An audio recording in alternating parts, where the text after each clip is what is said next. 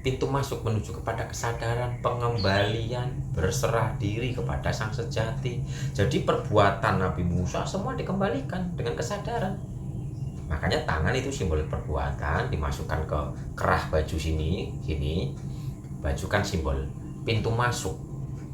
Di saat kita mau memakai baju kan otomatis lep lah gitu, maksudnya kita kitanya ditenggelamkan, diri kita ditenggelamkan ke dalam kesadaran yang murni.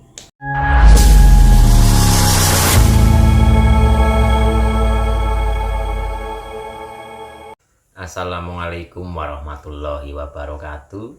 Rahayu, rahayu, rahayu. Salam damai, salam bahagia, salam sukses selalu untuk semuanya. Dan di video kali ini kita membahas tentang Nabi Musa berdakwah kepada Fir'aun, yang pada akhirnya nanti di sana ada ceritanya para penyihir Fir'aun melemparkan tali dan tali itu menjadi ular, dan Nabi Musa melemparkan tongkat dan tongkat itu memakan semua ular yang dilemparkan oleh penyihirnya Fir'aun. Jadi maksud hakikatnya itu apa? Nabi Musa menghadapi Fir'aun dengan Nabi Harun. Sedangkan Nabi Musa di sini adalah akal yang sudah murni, yang ditemani oleh Harun atau Nabi Harun. Sedangkan Nabi Harun di sini itu adalah penyampai. Jadi di akal itu ada pemahaman, dan Nabi Harun itu adalah menyampaikan. Umpama ada dua orang, yang ini negatif, yang ini positif. Yang positif sedang melawan negatif. Dalam pemahaman akalnya kan ada nih lah, kan terus disampaikan lewat lesan, lewat kata-kata. Karena akal ini untuk langsung membahasakan juga nggak bisa, harus ditemani oleh Nabi Harun untuk menyampaikan. Itu Bapak Ibu. Jadi Fir'aun ini lambang ego atau lambang nafsu, Nabi Musa itu lambang akal yang sudah murni, dan Nabi Harun itu adalah lambang dalam menyampaikan apa yang dipahami oleh akal, mengalirkan cahaya keilahian. Itu Nabi Harun, jadi menyampaikan. Nah, kenapa di situ terus Fir'aun kan nggak terima nih, akhirnya menantang dan memerintah para penyihirnya itu untuk menantang Nabi Musa. Dan para penyihirnya itu kan melemparkan tali dan menjadi ular. Jadi yang dimaksud para penyihir Fir'aun ini, anak buahnya Fir'aun atau pengikutnya Fir'aun atau para penyihir andalan Fir'aun ini, itu adalah pikiran-pikiran negatif yang melemparkan tali atau kemelekatan. Tali kan simbol untuk mengikat. Jadi pikiran-pikiran yang tidak iman, pikiran-pikiran yang gelap, pikiran-pikiran yang tidak tercahayai, itu bagaikan ular Bapak Ibu yang mematikan kesadaran. Di saat kita melekat kepada pikiran-pikiran liar, maka kesadaran kita akan musnah, kesadaran kita akan ditelan oleh ular-ular ini. Tapi di sini Nabi Musa punya tongkat, Nabi Musa punya pendirian, Nabi Musa punya iman, Nabi Musa punya ilmu, Nabi Musa punya keyakinan. Sehingga ular-ular ini, pikiran-pikiran yang mau mengecoh ini, yang mau memanipulasi kesadaran akal murni ini, nggak bisa melawan kesadaran akal yang sudah murni ini. Sedangkan kesadaran yang murni ini mempunyai tongkat. Makanya dilawanlah oleh Nabi Musa dengan melemparkan tongkat, melemparkan keyakinan, melemparkan keimanannya. Jadi menyampaikan keimanan, menyampaikan keyakinan. Sehingga yang manipulasi ini, yang semu ini kalah oleh yang murni. Jadi simbol tongkat Nabi Musa itu adalah simbol ilmu yang murni, yang terkoneksi dengan Gusti, simbol keimanan, simbol keyakinan, sehingga menjadi ular yang sangat besar. Nah, ular yang sangat besar Nabi Musa ini nanti kan ada hubungannya dengan Kundalini. Kundalini ada di tulang ekor, dan tulang energi ilahi yang ada di Kundalini ini di saat merayap ke atas ini kan seolah-olah digambarkan menjadi ular naga yang sangat besar. Jadi tongkatnya Nabi Musa ini ya cahaya ilahi itu sendiri. Di saat akal sudah tercahaya, maka akan mempunyai keimanan yang kokoh, mempunyai keyakinan yang sudah tidak bisa diganggu gugat, tidak bisa digoyahkan. Sehingga pikiran-pikiran ini tadi yang mau manipulasi setelah kalah karena tongkatnya Nabi Musa menjadi ular yang sangat besar dan memakan seluruh manipulasi atau penipuan-penipuan dari pikiran ini, akhirnya pikiran-pikiran negatif itu kan pada tobat, mengakui, kembali kepada jalan yang murni. Jadi yang dimaksud tali itu adalah tali menjadi ular itu adalah pikiran-pikiran yang tidak iman, pikiran-pikiran liar yang mengikat. Makanya disimbolkan dengan tali. Tapi dari cerita tersebut Fir'aun masih nggak terima. Sehingga Nabi Musa itu disuruh untuk menaruh tangannya di apa itu namanya, baju lehernya. Baju leher kan ini nih, baju leher ini.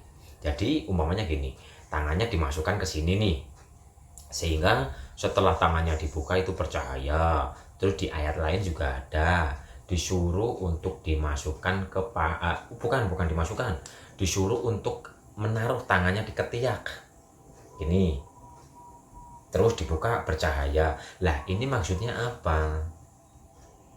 Baju, kenapa tangan dimasukkan ke baju? Baju ini simbol kesucian, baju ketakwaan. Di saat tangan dimasukkan ke dalam baju ketakwaan, ini simbol pengembalian Bapak Ibu. Jadi tangan ini kan simbol perbuatan. Jadi tangannya itu dimasukkan ke sini, itu maksudnya adalah pintu masuk. Pintu masuk menuju kepada kesadaran, pengembalian, berserah diri kepada Sang Sejati. Jadi perbuatan Nabi Musa semua dikembalikan dengan kesadaran. Makanya tangan itu simbol perbuatan, dimasukkan ke kerah baju sini. Baju kan simbol pintu masuk. Di saat kita mau memakai baju kan otomatis lep lah gitu, maksudnya kita ditenggelamkan, kitanya ditenggelamkan, diri kita ditenggelamkan ke dalam kesadaran yang murni. Sehingga di saat perbuatan atau tangan ini dimasukkan ke dalam yang sejati, dikembalikan kepada yang sejati, tangan ini menjadi bersinar. Yang dimaksud tangan bersinar adalah perbuatan Tuhan itu sendiri, perbuatan yang sudah murni, yang sudah tidak terkontaminasi oleh akal pikiran yang liar. Itu simbol tangan dimasukkan ke sini. Terus ada lagi tangan bercahaya lagi, cuman sekarang bukan di sini, bukan dimasukkan ke sini, bukan, tapi ditaruh di ketiak kayak gini, kayak gini. Lah ini simbol apa sih? Ini simbol kita memeluk diri kita sendiri, kita kembali kepada diri kita sendiri. Selama ini mungkin akal pikiran kita itu liar kemana-mana, terlalu jauh mainnya. Akhirnya akal dan pikiran ini dikembalikan kepada yang murni, yang sejati, diri pribadi, diri yang murni. Jadi ini simbol memeluk diri sendiri, tapi diri sendiri yang sejati. Di saat akal ini melekatnya atau terhubungnya atau terkoneksinya dengan diri pribadi yang murni, maka akal ini akan bercahaya, perbuatannya akan bercahaya. Jadi yang dimaksud tangan bercahaya secara hakikat adalah mengembalikan diri kita, kesadaran perbuatan kita kepadanya. Selama ini kan kita merasa bahwa diri kita yang berbuat baik, diri kita yang bisa, diri kita yang pintar, diri kita yang mampu dan sebagainya. Dan dalam kisah tersebut kita diajarkan untuk mengembalikan keakuan rendah menuju kepada kesejatian. Sehingga bukan aku yang berbuat baik, tapi Allah yang berbuat baik. Itu yang dimaksud dengan tangan dimasukkan ke sini, terus bercahaya. Jadi tidak merasa, kita mengembalikan semuanya kepadanya. Sehingga perbuatan yang seolah-olah kita kerjakan ini adalah perbuatan Tuhan itu sendiri. Jadi simbol tangan dimasukkan ke sini dan seperti ini kita kembali menuju kepada kesejatian diri, terkoneksi dengan yang sejati, sadar kepada Sang Ilahi. Memeluk diri seperti ini, kita memeluk diri yang sejati. Kita mendekat kepada yang sejati sehingga tercahayai. Itu Bapak Ibu pengalaman atau cerita atau makna hakikat Nabi Musa berjumpa dengan Firaun. Pikiran-pikiran negatif itu seperti ular yang mengikat. Firaun itu adalah egonya. Penyihir-penyihirnya itu ya pikiran-pikiran yang manipulasi. Tapi di sini Nabi Musa kan sudah mempunyai keimanan, mempunyai keyakinan setelah belajar di kota Madian. Makanya Nabi Musa di kota Madian itu kan menjadi pengembala. Apa yang digembalakan? Yang digembalakan adalah kediriannya sendiri. Yang digembalakan adalah pikirannya sendiri. Yang mungkin tadinya pikirannya liar, dikendalikan agar tidak liar. Yang tadinya mungkin emosian, yang tadinya mungkin tidak terimaan, yang tadinya mungkin gak sabaran, jadi lebih sabar, jadi lembut, jadi jadi mempunyai sifat-sifat keilahian. Sudah anteng akal pikirannya. Ini jadi yang dimaksud Nabi Musa menggembalakan selama di kota Madian itu adalah sedang menggembalakan dirinya. Setelah selesai baru disuruh untuk kembali lagi ke Firaun untuk berdakwah. Dan dakwahnya itu tadi makna hakikat ular, tali, tongkat, Nabi Harun, Nabi Musa, Firaun itu hanya menyimbolkan Nabi Musa adalah akal suci, Harun adalah penyampainya, suara dalam hati, suara ilahi yang mengkoneksikan suara ini kepada akal. Itu kalau dalam diri. Kalau di luar diri, Nabi Harun itu adalah dari akal menuju suara seperti ini Harun. Firaun adalah ego, ular adalah tipuan-tipuan muslihat dari pikiran negatif. Para penyihirnya itu adalah sifat-sifat negatif, sedangkan Firaunnya sendiri adalah egonya, penguasa dari egonya. Jadi pasukan-pasukannya ini adalah yang negatif-negatif lah. Lah Bani Israel itu adalah pikiran-pikiran yang positif yang selama ini ditekan oleh keegoisan, ego, oleh nafsu. Itu Bapak Ibu, apakah bisa dipahami? Semua itu ada di dalam diri. Jadi cerita para nabi, cerita-cerita yang sudah tercatat, entah itu di kitab, entah itu di Quran, entah itu tercatat di alam semesta, semua itu sedang menceritakan diri kita sendiri, kejadian yang ada di dalam diri kita sendiri. Maka dari itu ikro kita bacalah. Membaca sesuatu, dibaca, dipahami artinya, didalami maknanya, diterapkan dalam kehidupan nyata, sehingga kita nanti akan menjadi manusia yang paripurna, manusia yang sempurna, membawa akhlak ilahiyah, akhlakul karimah. Tapi hal seperti ini harus berproses dengan lelaku, tidak bisa hanya sekedar pengetahuan. Kalau hanya pengetahuan tanpa lelaku, itu mentoknya di sini saja Bapak Ibu, rasa nggak berubah. Lah rubahnya rasa ini bukan hanya sekedar pengetahuan. Dari pengetahuan oke lah, ini sedikit merubah rasa, tapi leburnya rasa itu karena lelaku. Jadi jangan sampai hanya mentok di ilmunya saja atau di pengetahuannya saja. Praktekkan lelaku yang sedang Bapak Ibu lakukan dari guru atau dari para pembimbing Bapak Ibu, praktekkan. Biar pemahaman-pemahaman dari dalam itu bermunculan. Biar cahaya-cahaya keilahian itu menuntun hati kita, menuntun akal kita.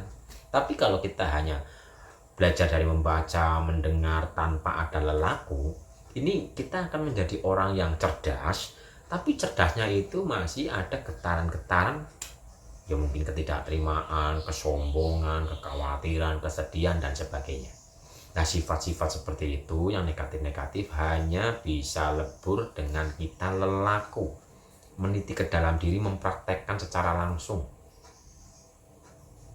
Mempraktekkan secara langsung, terus meniti ke dalam diri, berserah diri sampai kenal yang sejati dan lebur kepada yang sejati. Maka sirna semua rasa-rasa yang mengganggu rasa dalam diri kita. Oke Bapak Ibu, jadi teruslah berproses. Yang sudah berproses, terus berproses, berproses. Sampai kapan? Sampai Tuhan meleburkan diri kita kepadanya. Dan ciri-ciri Tuhan sudah meleburkan diri kita kepadanya, sudah tidak ada khawatir, sudah tidak ada kebingungan lagi, sudah tidak ada kesedihan, sudah tidak ada kesombongan, dan sebagainya. Dan ini bisa dirasakan lewat getarannya.